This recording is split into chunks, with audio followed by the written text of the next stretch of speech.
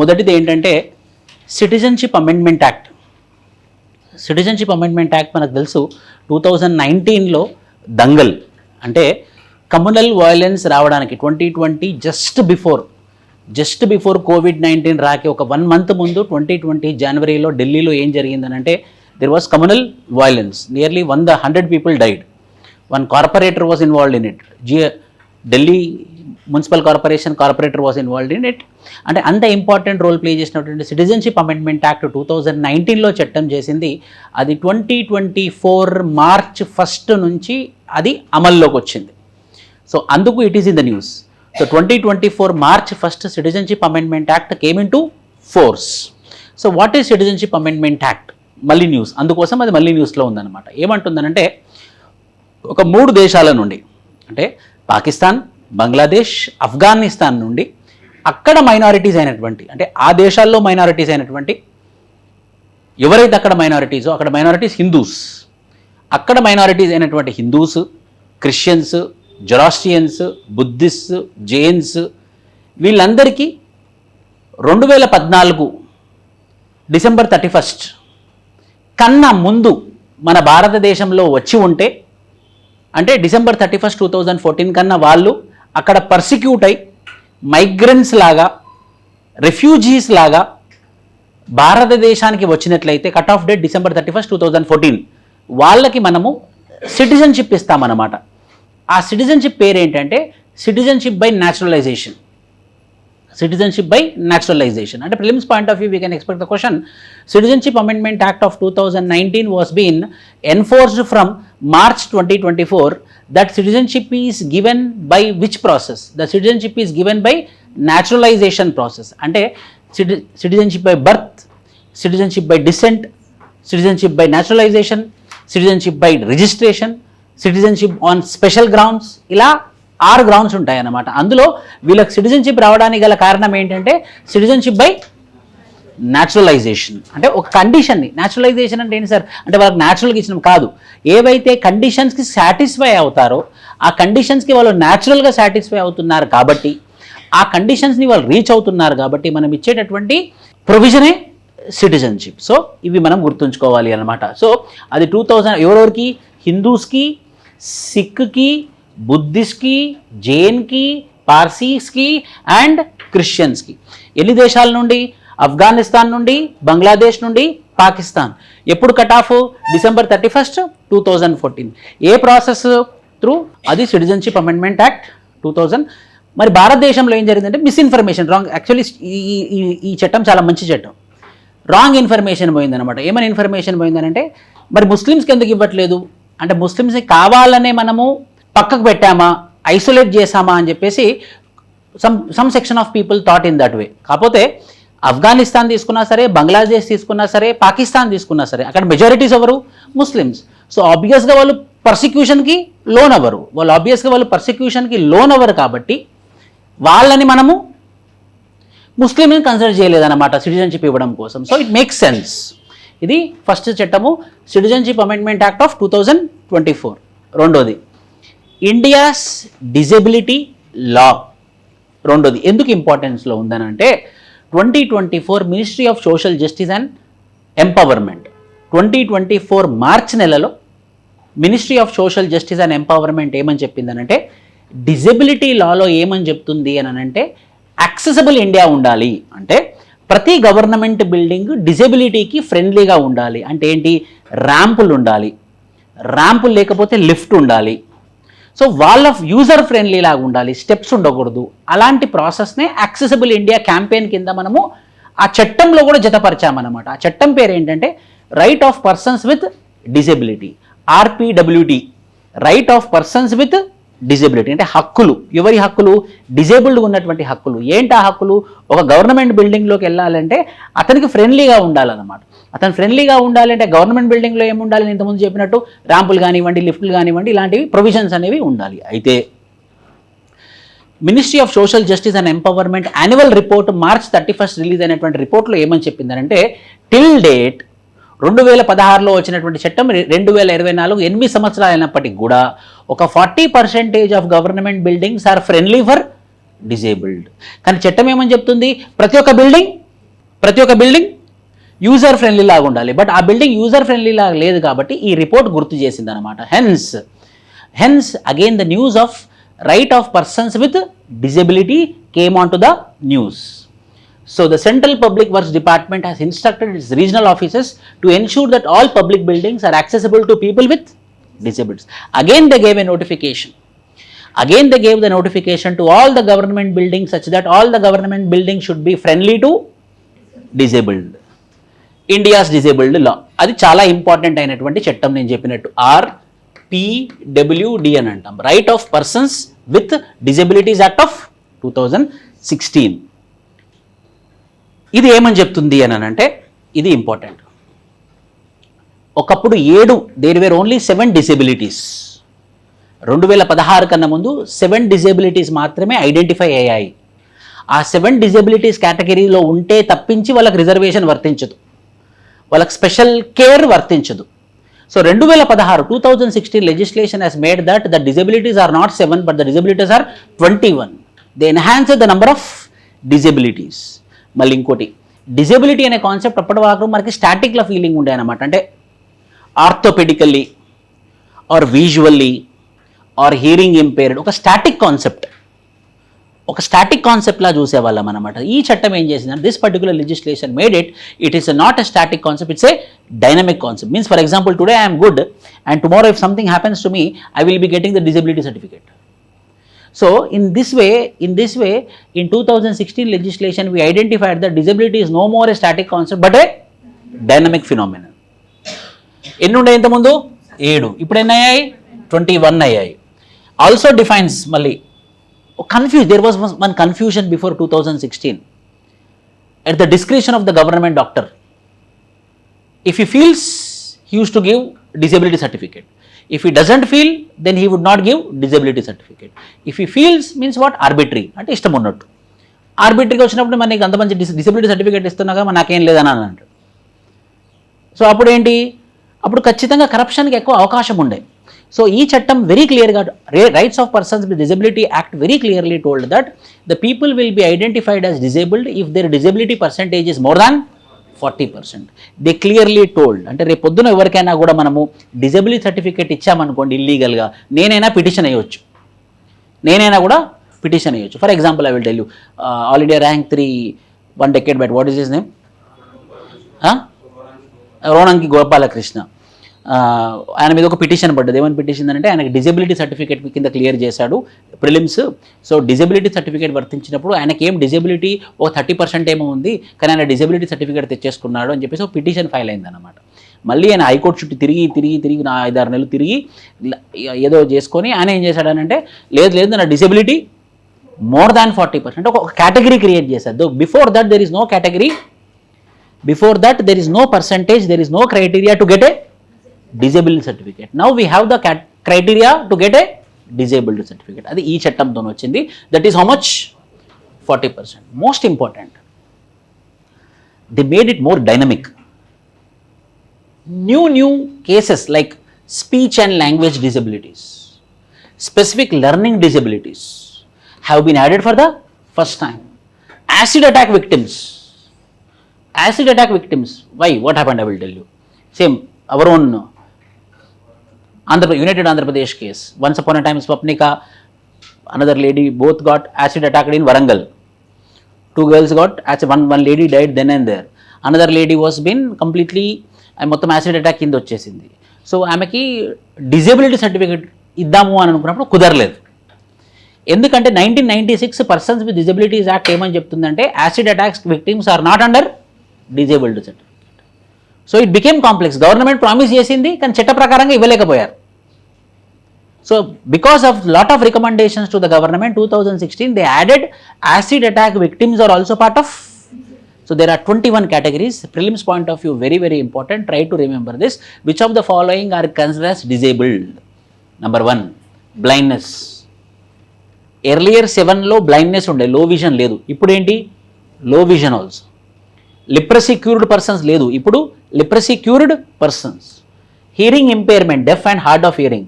Locomotory disability. Dwarfism, inta mundu ledu. Ippudu undi dwarfism.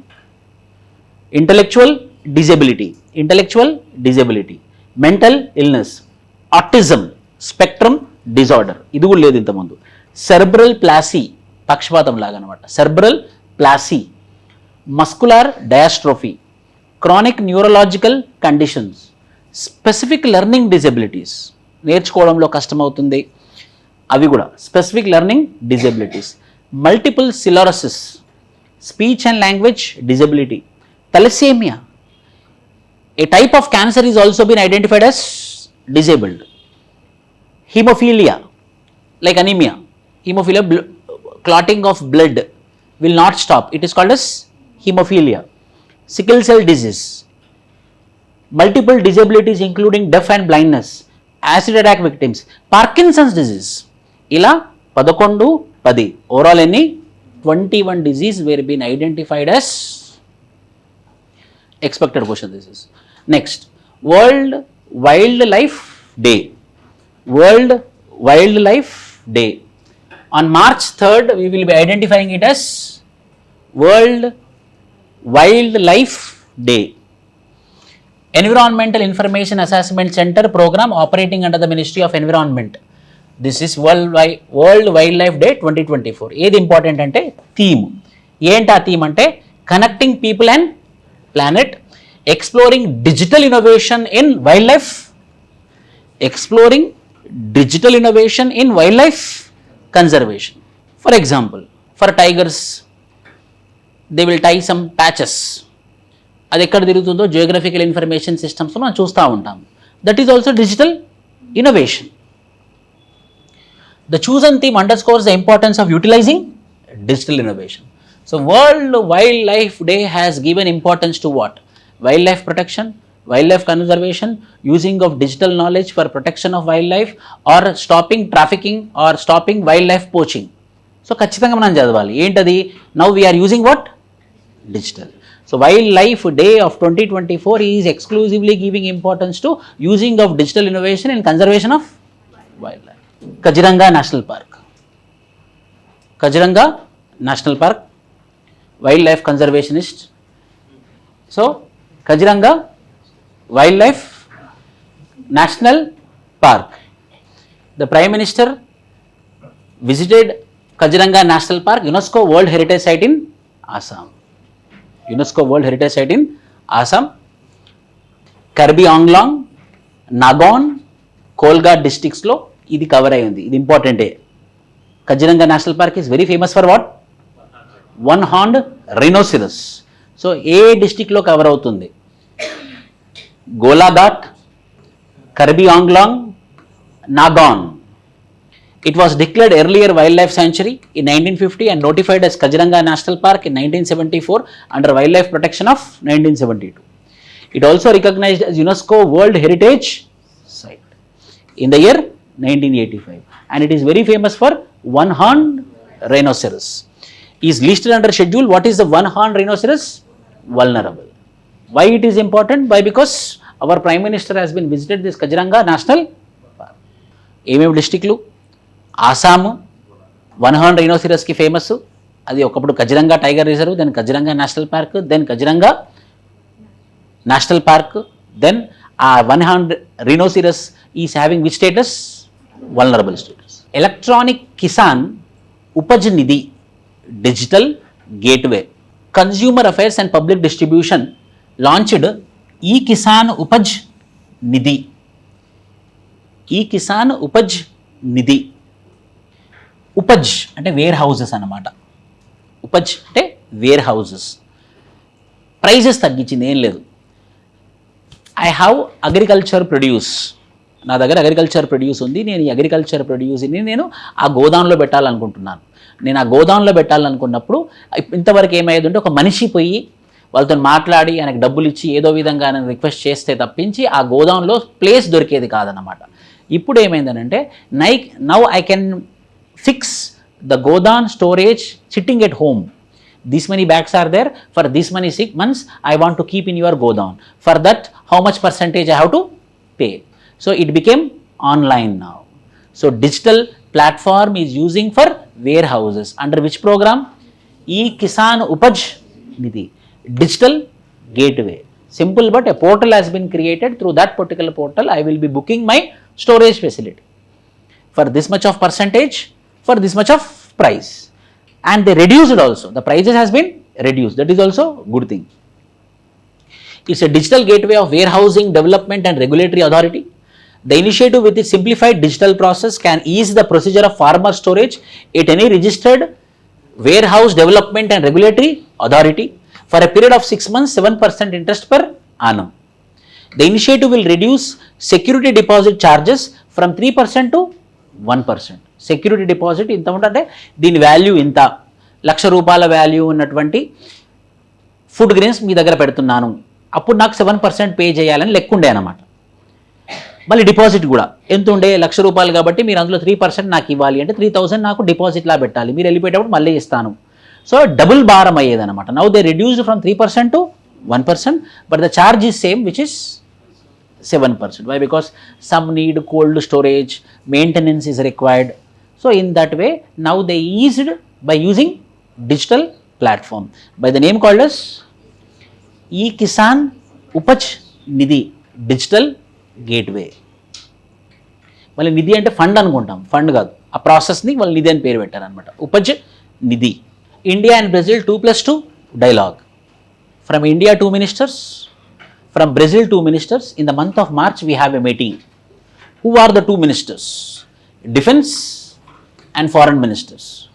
Defense and foreign ministers. 2+2 meeting has been happened in Brazil, which is called as 2+2 dialogues. Most important, India-Brazil relationships. Today what we are following, DBT, full form? Direct benefit transfer. The concept of direct benefit transfer in India is copied from Familia concept of Brazil. ఇదే concept ఇంతకుముందు బ్రెజిల్లో ఉండే, దాని పేరు ఏంటంటే బ్రెజిలియా ఫెమిలియా. So the what we are practicing today, direct benefit transfer, is copied from Brazil. Hence at that time we established a proper relationship with Brazil and we understood from them how they are implementing, and the same we implemented in India. Hence the relationship between India and Brazil is very good. ఇంకొకటి south కోఆపరేషన్లో కూడా we are south, Brazil is south, we are also south cooperations. మూడోది, Brazil పెద్ద country, India పెద్ద country. వీళ్ళిద్దరు ఏమంటున్నారంటే United Nation security council reforms కావాలని గట్టిగా advocate చేసే దాంట్లో ఇండియా మొదటి ప్లేస్లో ఉంటుంది, తర్వాత బ్రెజిల్ కూడా ఉంటుందన్నమాట. సో కొన్ని కామన్ థింగ్స్ ఉన్నాయి బిట్వీన్ ఇండియా అండ్ బ్రెజిల్. ఏంటా కామన్ థింగ్స్ అంటే south cooperation, reforms in United Nation security council, large area. We are also advocating for protection of environment, they are also advocating for protection of environment, they are also against the hegemony of United States of America, we are also against the hegemony of United States of America, we are also part of non alignment movement, they are also part of non. So అన్ని similar conditions ఉండడం వల్ల the relationship between India and Brazil is very important. అందుకే 2+2 dialogue జరిగింది defence minister and foreign minister. అంతేకాదు మనం members కూడా, ఎందులో members, బ్రిక్స్లో మెంబర్స్, ఇప్సాలో మెంబర్స్, ఇంకా G4లో మెంబర్స్. G4 అంటే ఎవరంటే ఎవరైతే పర్మనెంట్ మెంబర్ కావాలని ఆశపడుతున్నారో వాళ్ళందరూ G4, అంతేనా? సో G4లో మెంబర్స్, ఇప్సాలో మెంబర్స్, బ్రిక్స్లో మెంబర్స్. బ్రిక్స్ అంటే ఇప్పుడు ఎంత, BRICS ఏనా, అది ఇంకా పెరిగిందా? పెరిగింది. చెప్పండి ఎవరెవరు బ్రిక్స్ అంటే? Brazil, Russia, India, China, South Africa. ఇంకా యాడ్ అయిన వాళ్ళు ఎవరు? Correct, tell me properly. BRICS ఎవరెవరు యాడ్ అయ్యారు? బ్రిక్స్ అంటే మనకి ఎలా తెలుసు, Brazil, Russia, India, China and South Africa. అది హోంవర్క్. ఇక్కడ JW అని పెట్టి రాయండి. BRICS countries and new countries added in which year? ఏ ఇయర్లో అంటే క్రోనలాజికల్ ఆర్డర్.